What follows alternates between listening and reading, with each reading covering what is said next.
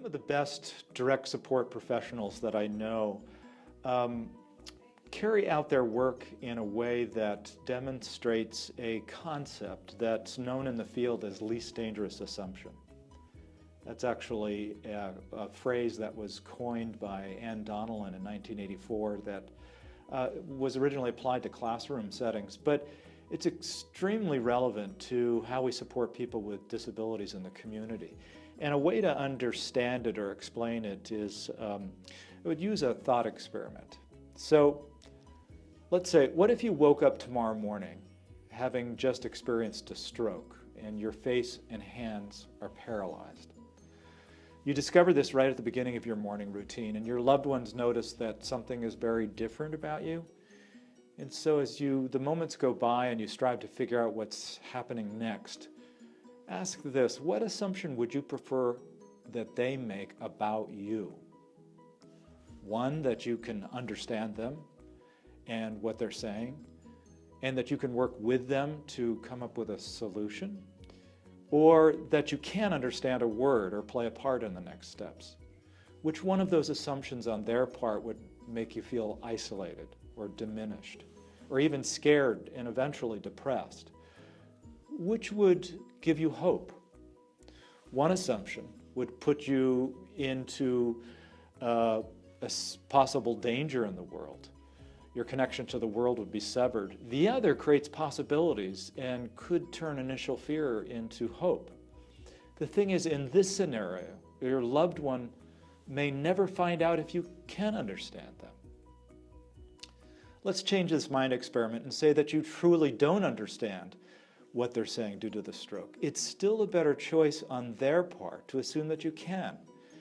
Because in this world where certainty is uncertain, if they are ever proven wrong, the assumption that you can understand is still a better choice.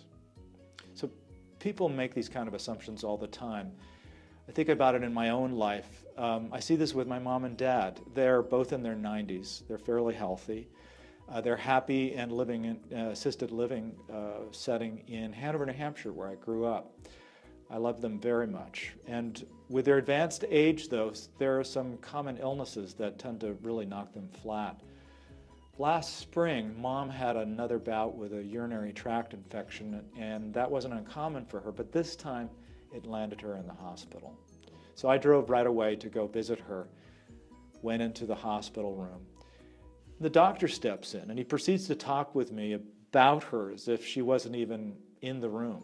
So he turns to me and says, "She says she hasn't been sleeping well, and we think that she's had some memory loss that could be related to dementia." So what did I do? I turned to Mom and said, "Mom, how do you feel about people talking about you like you're invisible?" We both laughed about that. And the only one that was embarrassed was the doctor, which was okay. So another example of that is I'm thinking about when I took a course with direct support professionals, a great certificate program that's taught by Robin Carlson and David Yiter. There was a time where we were sharing stories and we were all laughing about how common it is when you go out to dinner with somebody you support and the wait person turns to you and says, "And what would he like to order?" And we all say, "Why don't you ask him?" So people who are labeled as having disabilities are the only group in our society that are routinely treated in this way, as if they are invisible. So the thing is, in the day-to-day society, someone who has the label of intellectual disability is presumed to be not competent all the time. They have to fight against the stereotype of having a mind of a 3-year-old.